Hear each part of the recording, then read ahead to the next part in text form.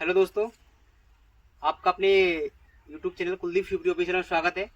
आज मैं आपको अपने दोस्त राजेंद्र कुशवाहा से मिलवाना चाहता हूं। राजेंद्र कुशवाहा जी वर्तमान में मध्य प्रदेश प्रशिक्षण अधिकारी के रूप में इलेक्ट्रीशियन ट्रेड के प्रशिक्षण अधिकारी के रूप में कार्यरत हैं।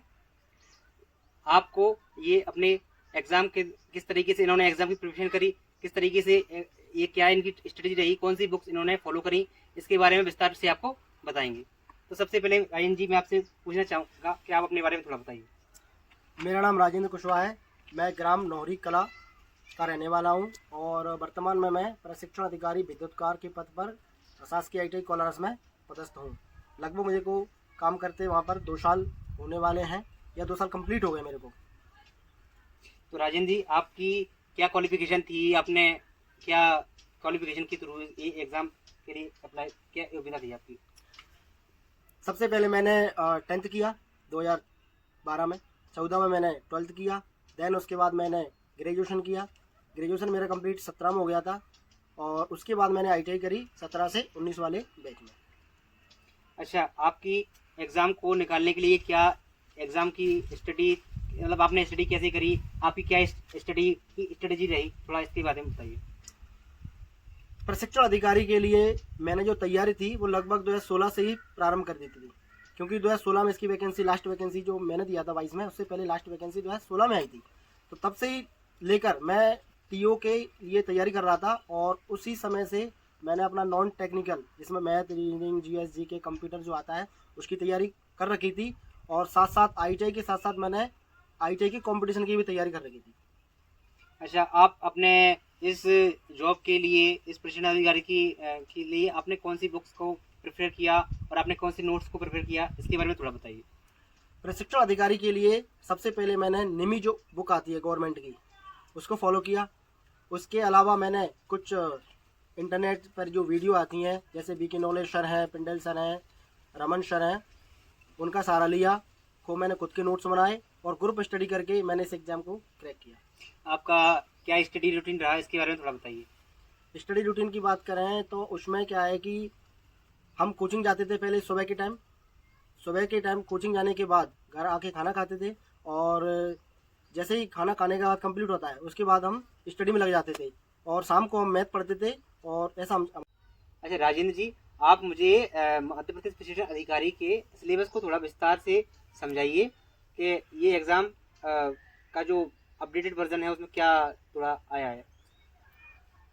इस बार की जो वैकेंसी है, खासकर अपन इलेक्ट्रीशियन के बारे में बात कर रहे हैं। इलेक्ट्रीशियन का जो पेपर होता है वो 100 नंबर का होता है।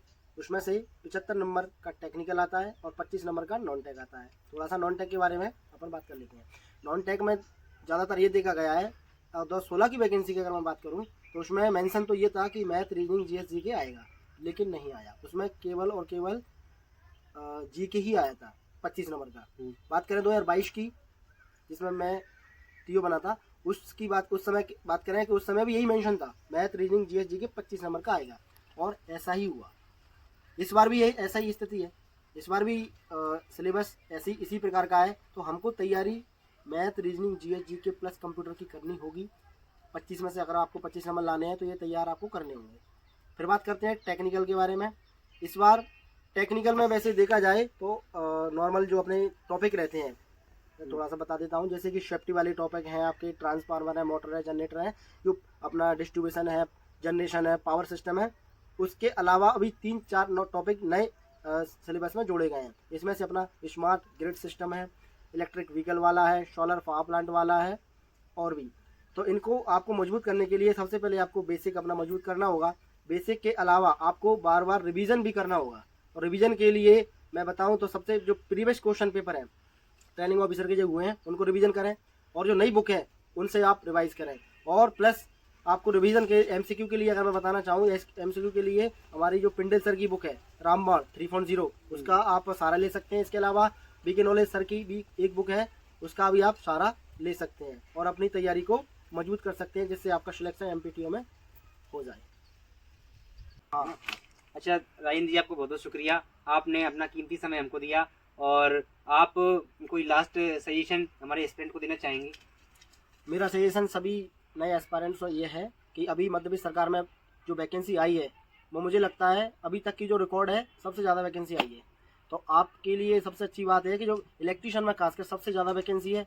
हमें वर्ग नहीं देखना है, कैटेगरी नहीं देखना है कि SC ST OBC जनरल, इनको नहीं देखना है। हमें केवल अपनी तैयारी पर फोकस करना है। तैयारी के लिए समय हमारे पास कम है, तो समय के नज़ाकत को देखते हुए हमें सेल्फ स्टडी, ग्रुप स्टडी और जो भी आप जैसा भी आप कर सकें आप करिए। धन्यवाद। धन्यवाद राजेंद्र जी।